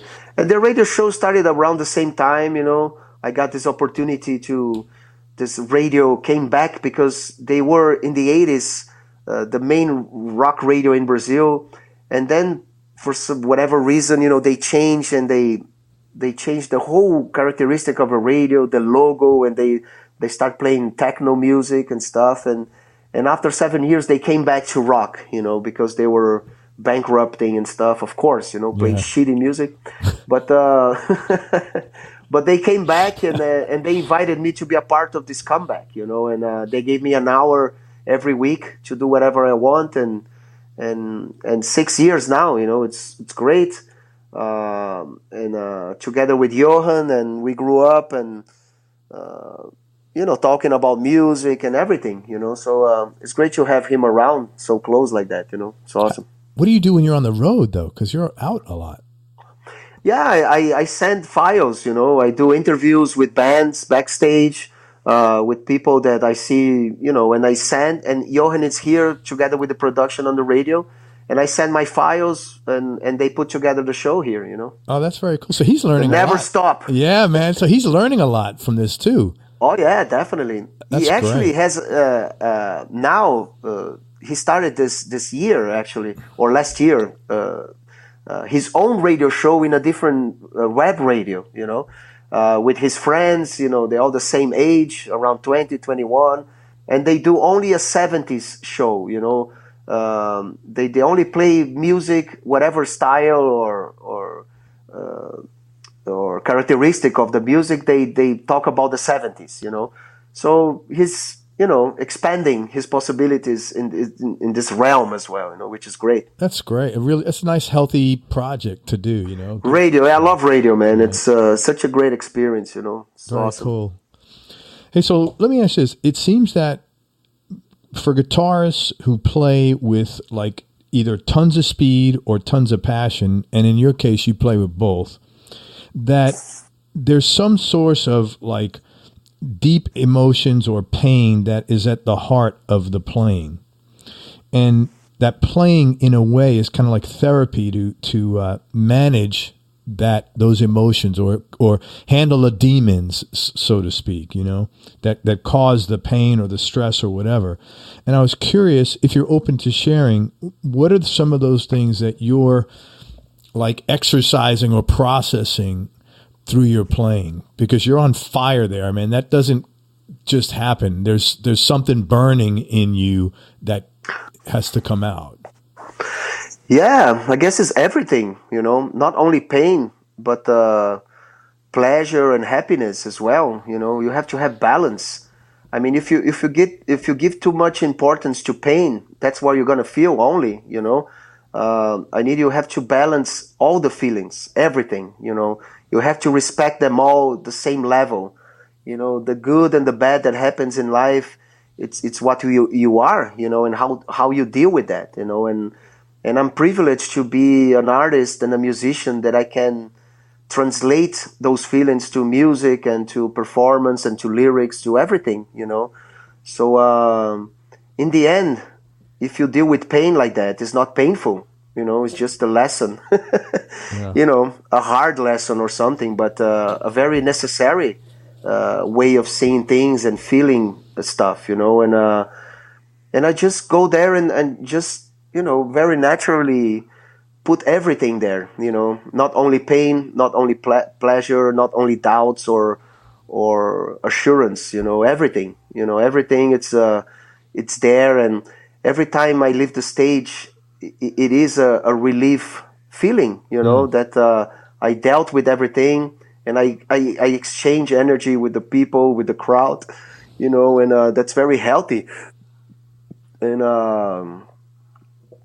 I guess that's it. I don't think too much, If you think too much, you start creating concepts and preconcepts, and many feelings you don't need an explanation with words, I think that's why music's so powerful. You don't need to explain, you just leave that, Yeah, you just there. Feel it. You just feel it. Just feel it, yeah. Yeah, man. Well, you're like a very good communicator. And mind you, let me just tell everybody, English is not your first language. I obviously been speaking a long time, but man, you're like, it's great talking to you because you communicate really well. Were you always that clear of a communicator? Probably not. I mean, if you see our first home video, which is Sepultura live in Barcelona, my interview sucks, man. It's horrible because I couldn't really express myself. I still were in those moments that I was thinking in Portuguese and trying to translate to English. Which is the worst you can do.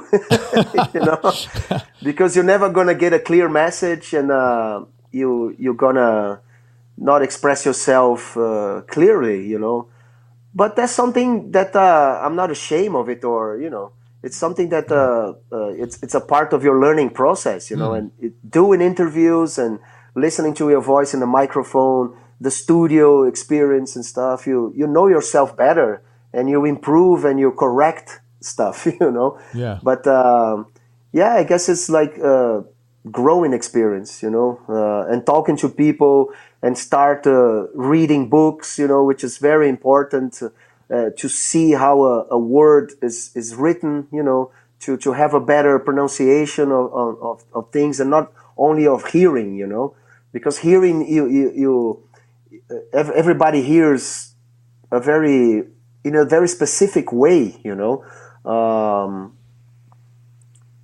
and if you read, you see where it is coming from, and it helps a lot to improve your pronunciation and to find the right words to express what you want to express, So I keep my mind open and ears and eyes open, to get better every time, I didn't went to school in the States, but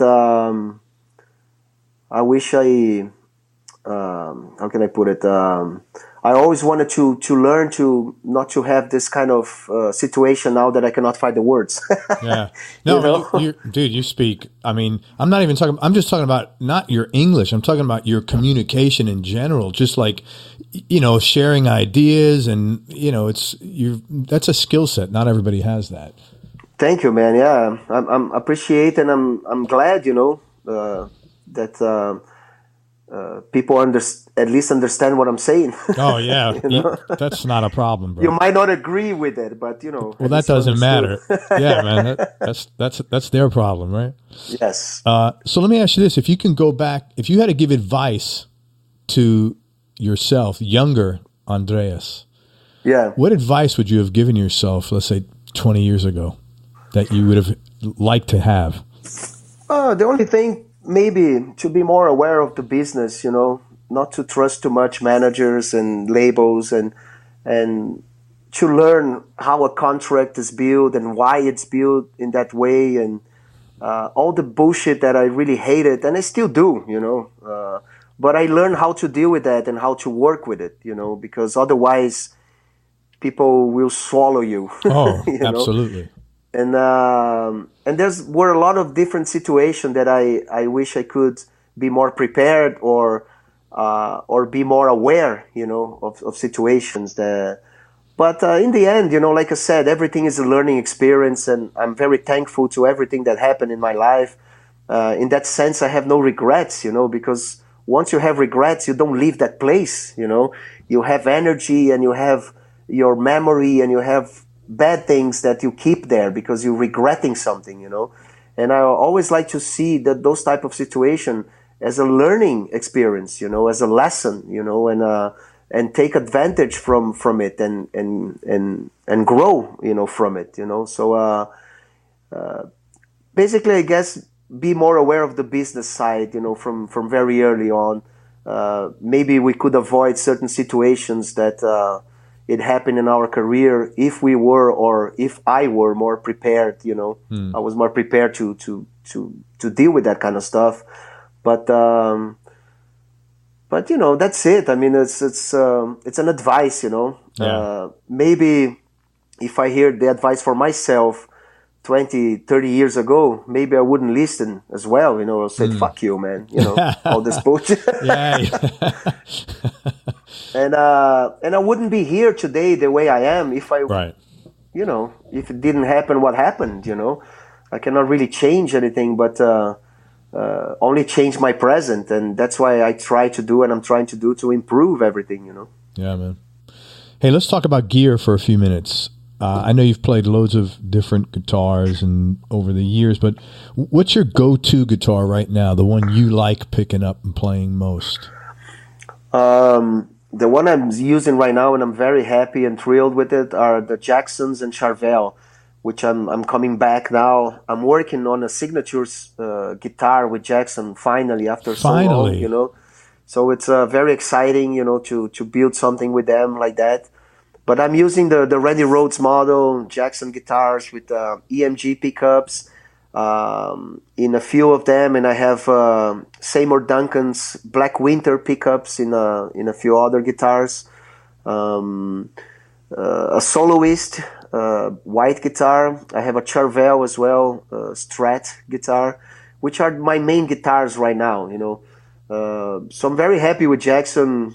They are my favorite guitars, since Randy Rhoads, one of my biggest idols. I always dream, to have a Randy Rhoads guitar, and I finally, got one back in 92, 93. And since then, I have a very healthy, amazing relationship with Jackson and Charvel and Fender, which are basically, they turn out to be the same company afterwards. And, it's more than 20 years that I have this relationship, and I'm very thankful, and it's great that I have this possibility now to do something together with them. Yeah, I'm glad, because you certainly deserve it, man. That's great. Very cool. Is there any players who have influenced you that people would be surprised to hear? Stevie Howe from Yes is one of my main influences. Acoustic guitar and classical guitar. Oh. Rick Wakeman, the classical influence on rock music. I love Yes. It's one of my favorite bands that I still discover so many new things listening to Yes. What else? I don't know. Stevie Ray Vaughan. I think all the metal guitarists love Stevie Ray. because he was so heavy, so aggressive, playing blues. And what else? I don't like jazz that much. It's something that I felt it's kind of boring. Although I like Pat Metheny. I really like some of the stuff that he did. And some other Brazilian musicians that might not be known, outside Brazil. But especially when I started learning classical guitar and reading music, I actually learned more about Brazilian composers outside Brazil when I was studying in Phoenix than here, living in Brazil. I don't know, a musician called Egberto Gismonti. I don't know if you know him. He plays a 10-string acoustic guitar, which is amazing, very Brazilian, a rhythm, right hand, a fantastic musician. He plays piano as well, and he did a whole work on Villa-Lobos music, which is wonderful, so rich, so powerful.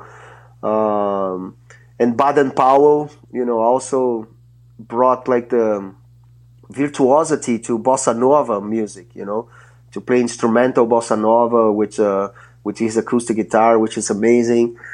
João Pernambuco, another composer who wrote a lot of stuff for classical guitar, which is many guitarists around the world play his music on recitals and stuff like that. And these musicians, like Heitor Villa-Lobos, of course, which wrote a lot of the choro style, which is very, very Brazilian, very virtuoso way of playing the guitar, and I love that too. I love U2 as well, The Edge.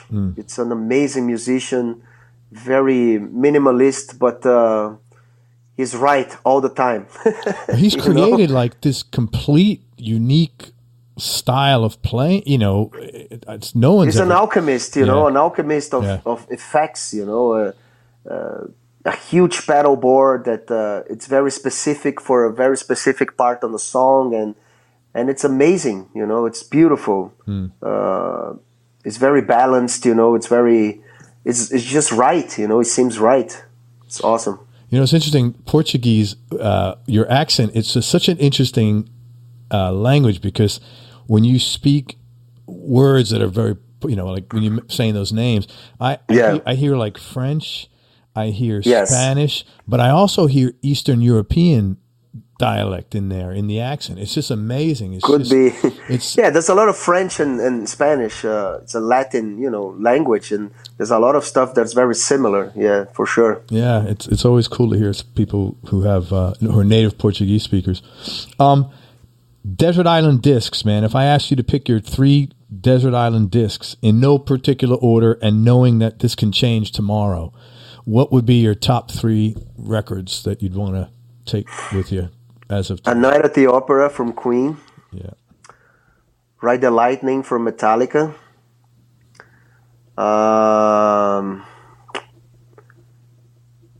Back in Black, AC/DC. Very cool.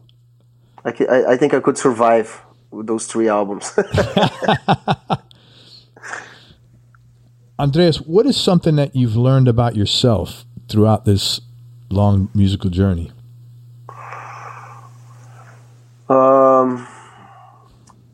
I don't know. I think I don't know, everything, how I deal with people,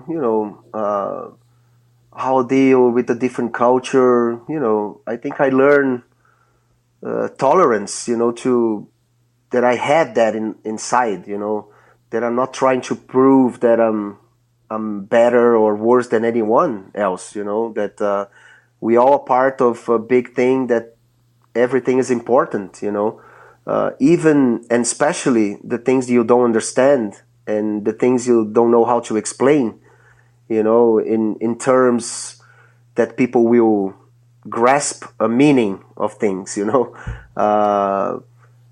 I think I learned that I'm able to be tolerant and open to new ideas and grow within those new ideas. I think traveling really opened that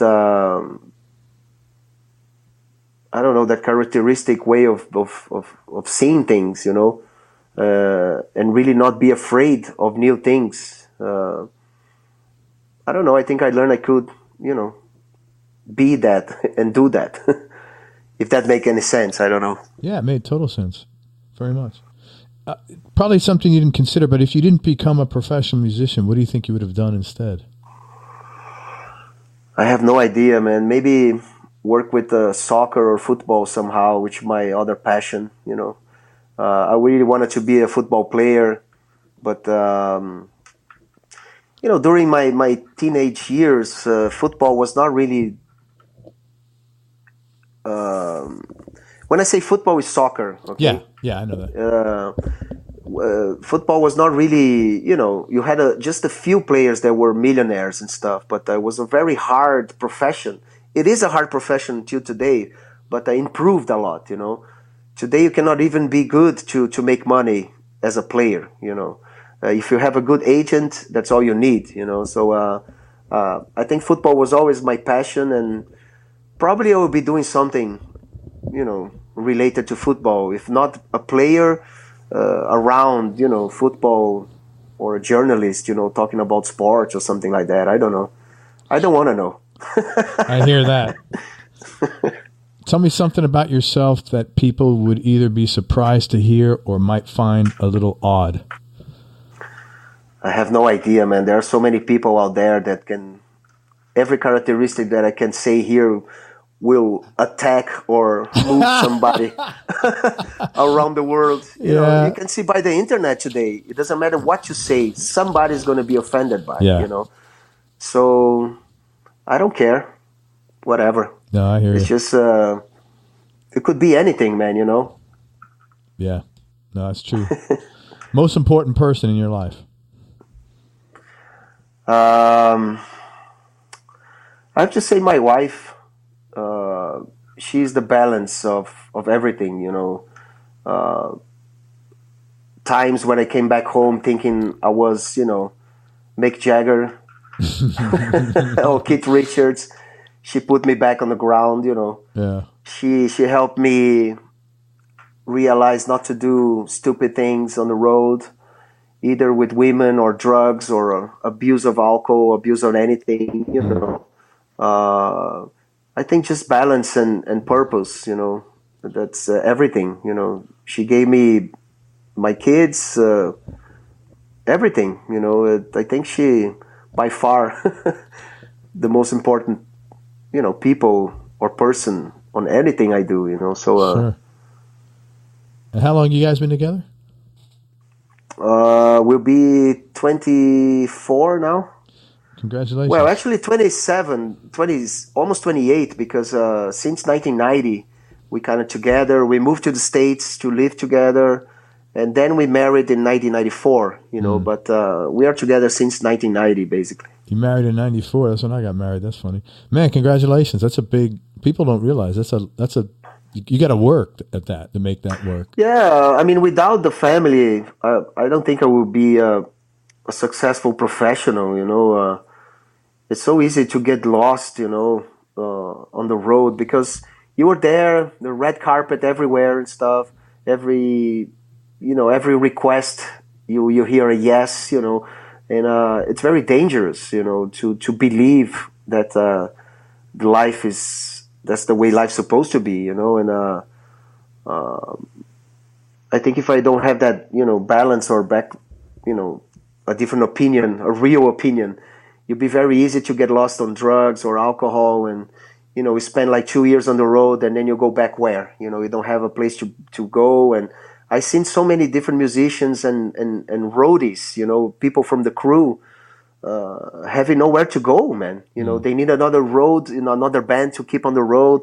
And there are people doing that for 10 years, even more, and then they realize they have nothing in their life, it's a very terrifying feeling, I suppose, so I think I'm privileged and very thankful to have what I have, Man, one of the things that I took away from just the very first time we talked was that about you is that you've done a really, really deliberate job of that, keeping yourself grounded.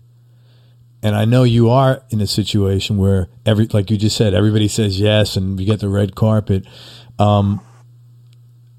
That had to be intentional. I mean, that doesn't randomly happen, that you stay grounded like that. Yeah, definitely. I mean, this is something to be aware, And again, it's the present, what we're doing, what is the consequence of it? Am I ready to pay the price? In the end, it's all up to you. You decided to do things, you decided not to do things, and you decided to go and to a party or whatever.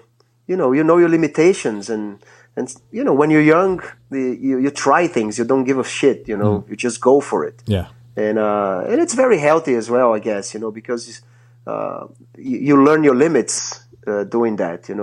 But always careful. I mean, never lose I never lost the focus on music. I was there for the music. I was never in a band to pick up girls or to be famous or to look good on stage. I wanted to play, that's simple as that. I wanted to do music, and I wanted to express my feelings through the guitar, and all the rest is a consequence, and the price and the burden and all the good stuff as well comes together with that, and if you don't lose that focus, why you're here in the first place, I think it helps really to keep your feet on the ground, and keep walking.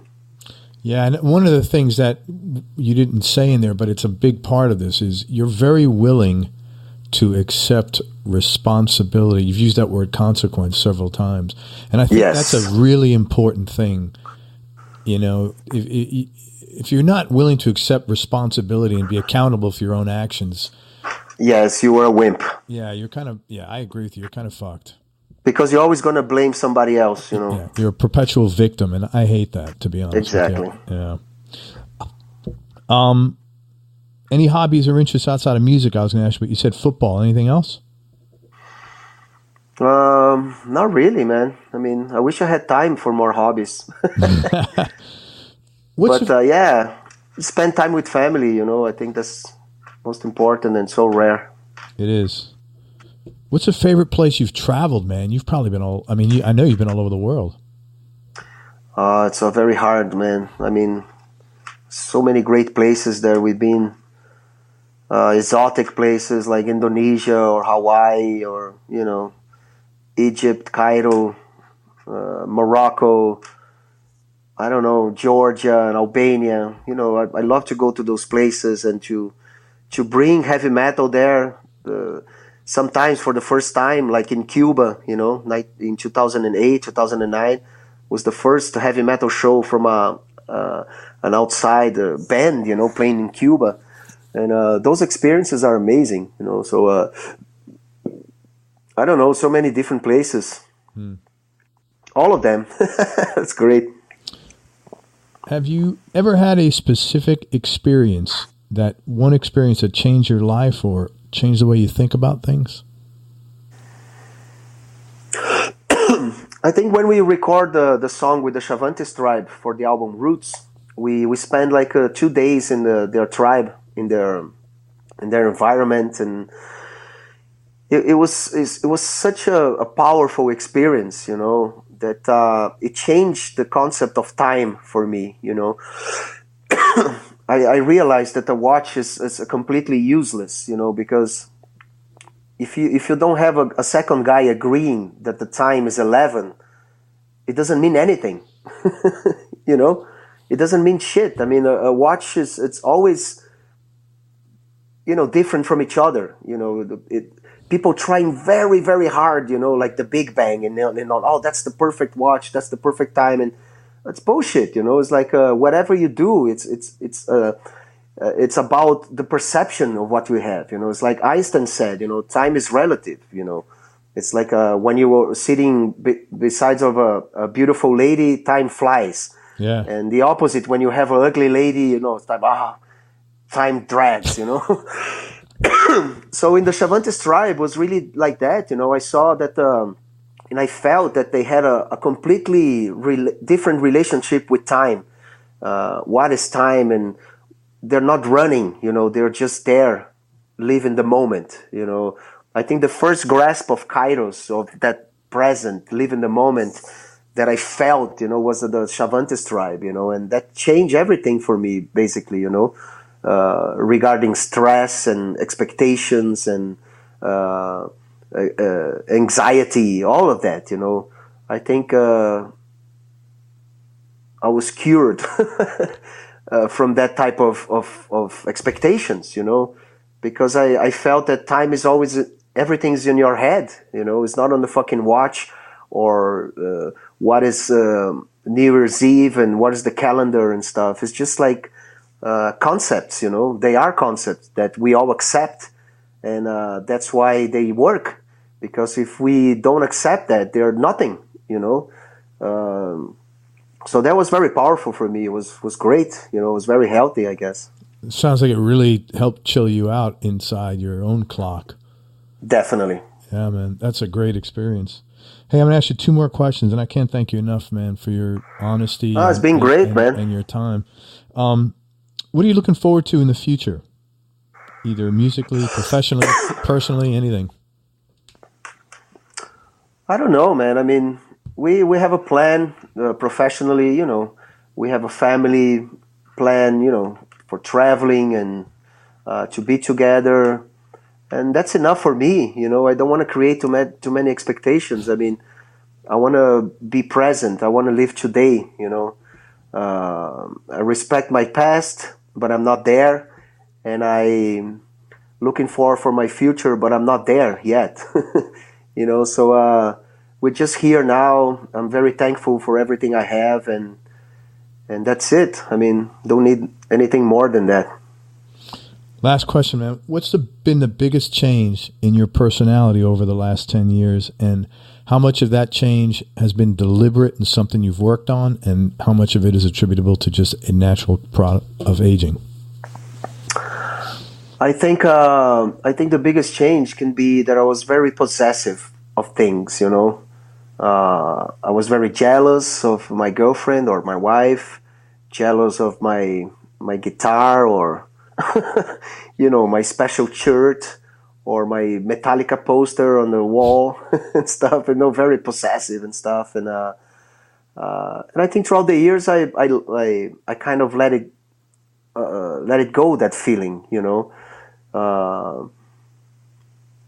I like to collect things, I like to collect, when I was younger, I collect stamps, I collect football cards, I collect football shirts, and, collect magazines and stuff, and slowly I started really to let that go, to let that kind of possession feeling, oh, that's all mine, that's mine, and it's kind of like a liberating feeling, not to be attached for too many material things, and really respect what you have, and not really accumulate too much trash, I'm still working on it, because I still have a lot of stuff up there, on the basement, whatever, that I have to deal with it, Yeah. But lately I went up there at the end of the last year. I asked Johan to help me, and we went up. I threw away a lot of stuff. I gave away a lot of stuff, and that's a great feeling, I suggest people to do that more often, to donate stuff, or just to throw away shit, if you don't find purpose of other people don't find purpose for that kind of stuff, just, be free. And that kind of stuff that I still working on it, and I find that it's very healthy, that you learn how to let go certain things that it feels like a burden, it feels like an extra weight that you're carry on, not only physically, but also feelings and regrets and, all that kind of stuff that you let go to be free, to be more light, to be better. Yeah, I found that when you declutter stuff, it also declutters your brain. It's really weird. I agree with you. It's nice. It's good. It's a good feeling. I think it's very healthy. Man, you're awesome. I cannot thank you enough. I've enjoyed every minute talking to you, man. I really... Thank you very much, man. It was a pleasure. Really cool. Yeah, I really appreciate your sincerity, and I respect your balance, man. That's very admirable. Thank you. I'm going to tell people all the couple of cool things you got going on and they need to look out for. First of all, please check out the new Sepultura album, Machine Messiah. It's great. We didn't have any time to talk about it, but he's got some really... The lyrics in the cover song, the title song are great. It talks about what's going on out there in the world today. Andreas has some great playing in there, tremendous soloing, some multi-track stuff. So please check that out. And that's from Sepultura. Check out his De La Tierra band. It's the new album on Sony Records is DLT2.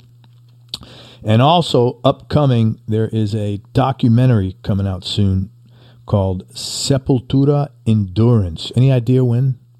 This year? Hopefully soon, yeah. Hopefully this year we are having some different possibilities.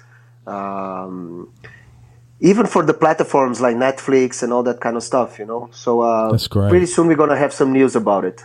That's great. So hopefully everything will be all right. Let me know. I'll post it on the site too, man.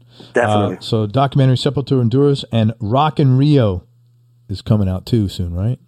Yeah, we did the show last year at the Rock in Rio with a special stage with guests playing violins and stuff, and it was an amazing concert, and we're working on it to put that out as a DVD and CD as well.